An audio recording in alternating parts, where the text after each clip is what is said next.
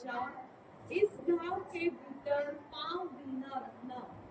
इसमें असल में 5 बातें हैं, 5 पॉइंट है इसमें, लेकिन हम एक बात को सिर्फ देखेंगे। जब इसका स्टार्टिंग होता तो वहाँ लिखा वो बैतसैदा में है। हम सिर्फ बैतसैदा के बारे में थोड़ा देखना है कि ये बैतसैदा क्या है। ये बैतसैदा गांव का जिक्र इस बाइबल में क्या है, कि क्यों हमने पढ़ा ना कि यीशु मसीह के पास लोग एक अंधे को लेकर आए। इसी गांव की बात, इसी गांव का नाम है बैतसैदा, और यीशु मसीह उसी गांव में उसको चंगा नहीं किया, उसको हाथ पकड़कर गांव से बाहर ले गए। दूसरी बात, जब प्रभु उसको चंगाकारी दिए, उसको वापस भेजते समय ये बोला कि उस गांव में पांव भी मत रखना। अभी उस गांव में कुछ ना कुछ तो था जो प्रभु ने ना तो वहां पे चंगा किया, और उसको मना कर दिया कि चंगा होने के बाद भी उस गांव में पांव मत रखना। बैतसैदा के बारे में भी मेरे पास 3 तरह की बातें हैं, अलग अलग है, लेकिन हम टाइम को देखते हुए एक बात ही देखेंगे। बैतसैदा का जिक्र बाइबल में कहाँ कहाँ पे है जी, पढ़ेंगे बाइबल में से मैथ्यू चैप्टर 11 वर्स 21। सिर्फ बैतसैदा के बारे में थोड़ा देखेंगे हम। हाय खुराजीन, लिखा हाय खुराजीन, हाय बैतसैदा, हाय बैतसैदा, जो सामर्थ के काम जो सामर्थ के काम तुम में किए गए, यदि वे सूर और सैदा में किए जाते, यही काम दूसरी जगह का नाम दिया, वहां पे किए जाते, तो ताड़ ओढ़कर हाँ, और राख में बैठकर हम्म, वे कब के मन फिरा लेते। तो वो लोग भी कब के मन फिरा लेते। इसका मतलब है, बातें तो बहुत लंबी चौड़ी है, लेकिन छोटी सी बात देखेंगे कि परमेश्वर की इच्छा इस वचन में क्या है। परमेश्वर की असल में इच्छा ये है, परमेश्वर बैतसैदा में बहुत काम किए, बहुत चमत्कार किए, लेकिन वहां के लोग चमत्कार होने के बाद भी मन नहीं फिराए, अपने पापों से पश्चाताप नहीं किए। तो प्रभु यीशु मसीह इसलिए बैतसैदा गांव में उस अंधे को चंगा नहीं किए, उसके बाद भी बोल दिया पांव भी मत रखना इस गांव में, क्योंकि वहां के लोग चमत्कार देखे, वहां के लोग प्रभु के काम को देखे, लेकिन उन लोगों ने मन नहीं फिरा, उन्होंने अपने पापों से पश्चाताप नहीं किए। परमेश्वर, आप और मैं अगर बैठे हुए हैं ना, हमारी जिंदगी में अगर परमेश्वर ने कोई चमत्कार किया है तो क्यों किया है? तो पता है, चमत्कार इसलिए नहीं किया कि हम चमत्कार को देखते रहें। चमत्कार इसलिए परमेश्वर करते हैं कि चमत्कार को देखते हुए हम मन फिराएं, हम अपने पापों से पश्चाताप करें। मैं तो कहूँगा चमत्कार एक आकर्षित करने वाली चीज है, मन फिराओ एक स्टार्टिंग है, उसके बाद हमको परमेश्वर के वचन के अनुसार चलना है, फिर हम अपनी मंजिल पे पहुंच सकते हैं। तो पहली बात यह है कि परमेश्वर ऐसा बोल रहे हैं कि यहाँ के लोग जो है वो मन नहीं फिराए, काम देखे लेकिन मन नहीं फिराए, पहली बात। दूसरी बात को थोड़ा और टच करेंगे, जॉन चैप्टर 1 वर्स 44, यूहन्ना की इंजील पहला अध्याय उसका 44 वचन हम बाइबल में से देखेंगे। फिलिप्पुस, अंद्रियास बड़ी इंटरेस्टिंग है ये बात। लिखा फिलिप्पुस, इंद्रियास और पतरस के नगर, और पतरस का नगर बैतसैदा का निवासी। अभी इंद्रियास का नगर कौन सा है? बैतसैदा। हाँ जी, फिलिप्पुस का नगर कौन सा है? बैतसैदा, है ना। पतरस का नगर कौन सा है? बैतसैदा। वहां पे 3 लोगों का नाम लिखा हुआ है, इन तीनों लोगों का गांव जो है बैतसैदा। अभी थोड़ा इसके बारे में हम देखते हैं। अगर इतना ही बैतसैदा गांव बुरा है, वहां के लोग मन नहीं फिराए, लेकिन वहां से अच्छे अच्छे लोगों को प्रभु क्यों उठाए? वहां से फिलिप्पुस, इंद्रियास, पतरस जैसे लोगों को प्रभु वहां से क्यों उठाए? वचन चाहे हम कहीं से भी पढ़ते हैं, वचन हमारे लिए जो हम सुन रहे हैं। एक बात ध्यान रखना जी, कि परमेश्वर एरिया चाहे कैसा भी हो, चाहे वहां के लोग मन नहीं फिराए, लेकिन परमेश्वर वहां से अपने लिए अच्छे अच्छे लोगों को वहां से उठाएगा।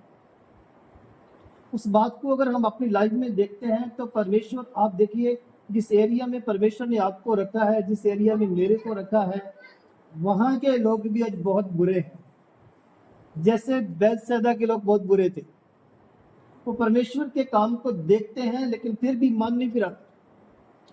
आज जिस एरिया में हमको परमेश्वर ने रखा है, वहां की कंडीशन भी ऐसा ही है। वहां के भी लोग बहुत बुरे पाप में लगे हुए हैं, वो देखते हैं लेकिन परमेश्वर की ओर नहीं मुड़ते, वो मन नहीं फिराते। आज भी हमारे एरिया में लोग पाप में हैं, नशे में हैं, बुरी संगति में हैं। तो वहां से बैतसैदा से परमेश्वर उन लोगों को क्यों उठाए? तो मेरा मानना यह है कि परमेश्वर कुछ लोगों को वहां से उठाकर उस इलाके की परमेश्वर उनको जिम्मेदारी देना चाहते हैं। परमेश्वर उनको रिस्पॉन्सिबिलिटी देना चाहते हैं कि ऐसे एरिया से कुछ लोगों को उठाया जाएगा और ये लोग उस एरिया के लिए, अपने एरिया के लिए प्रार्थना करेंगे, तो वहाँ के बहुत सारे लोग जो हैं वो परमेश्वर के पास आ जाएंगे। तो मैं कहना चाहता हूँ, जिस एरिया में परमेश्वर ने आपको रखा है, जिस एरिया में परमेश्वर ने मेरे को रखा है, तो परमेश्वर का कोई मकसद है हमको रखने का। परमेश्वर चाहते हैं एरिया हमारा बुरा रहेगा तो भी परमेश्वर हमको उठाए हैं। क्यों उठाए हैं? परमेश्वर हमको उस एरिया की जिम्मेदारी दी। प्लीज इस बात को थोड़ा समझना 2-4 मिनट में ही। परमेश्वर ने जिस एरिया में आपको और मेरे को रखा है, परमेश्वर ने वहां की जिम्मेदारी हमको दी है कि हम वहां के लिए कुछ करें। अगर वहां के लिए हम प्रार्थना करेंगे, कुछ करेंगे, तो परमेश्वर वहां से बहुत सारे लोगों को अपनी ओर लेकर आएंगे। लेकिन उसके लिए जरूरत है कि परमेश्वर के कुछ लोग वहां से उठाए जाएं, जो परमेश्वर के सामने बैठकर प्रार्थना कर सकें। हाँ जी, तो हम देख रहे थे बैतसैदा के बारे में। असल में जो ये बैतसैदा है, उसमें से परमेश्वर फिलिप्पुस जैसे इंद्रियास जैसे लोगों को उठाया है। परमेश्वर चाहते हैं कि ये लोगों को उठाया है कि ये अपने इलाके की जिम्मेदारी ले। आप जितने भी लोग बैठे हुए हैं ना, अगर मैं अपने गांव की बात करूं तो जब स्टार्टिंग में हम वहां पे गए थे तो हम रोमन कैथोलिक बैकग्राउंड से थे और हमारे गांव में सिर्फ 2 परिवार थे। जब हम उस गांव में वापस गए तो बहुत सारे लोगों ने बोला, आप बॉर्डर से गए थे, फिर बॉर्डर पे वापस क्यों आए? लेकिन हमें भी पता नहीं क्यों आए हैं। और हम प्रार्थना करते रहे। हमारे एरिया में प्रभु यीशु मसीह को कोई जानता ही नहीं था। सिर्फ 2 फैमिली थे, वो भी रोमन कैथोलिक। अभी उसमें वहां पे रहकर हम प्रार्थना करने शुरू किए तो परमेश्वर ने प्रार्थना सुना। परमेश्वर ने उसी गांव से, एक गांव की बात करता हूँ, 70 परिवार हमको परमेश्वर ने दिए। फिर हमको समझ आया कि परमेश्वर ने हमको क्यों रखा हुआ है। परमेश्वर ने इन लोगों की हमको जिम्मेदारी दी हुई है। और आपको पता है, शैतान के बहुत सारे एजेंट हैं, शैतान के बहुत सारे सदस्य हैं, परमेश्वर के लोग भी हैं। शैतान अपना काम प्रॉपर कर रहा है, उसके लोग अपनी जिम्मेदारी निभा रहे हैं। चाहे वो परेशानी करते हैं लेकिन वो अपनी जिम्मेदारी निभा रहे हैं, चाहे वो प्रार्थना सभा को रोकते हैं लेकिन वो अपना काम कर रहे हैं। तो ऐसे में परमेश्वर के लोगों को भी थोड़ा और एक्टिव होना पड़ेगा कि वो अपनी जिम्मेदारी को निभाएं। कि जिस एरिया में परमेश्वर ने हमको रखा है, ऐसे नहीं रखा, परमेश्वर ने सोच समझ कर रखा है कि वहाँ के लोगों के लिए हम प्रार्थना कर सकें और लोग प्रभु यीशु मसीह के पास आ सकें और मन फिरा सकें। एक छोटी सी बात कहूँगा, फिर हम प्रार्थना करेंगे।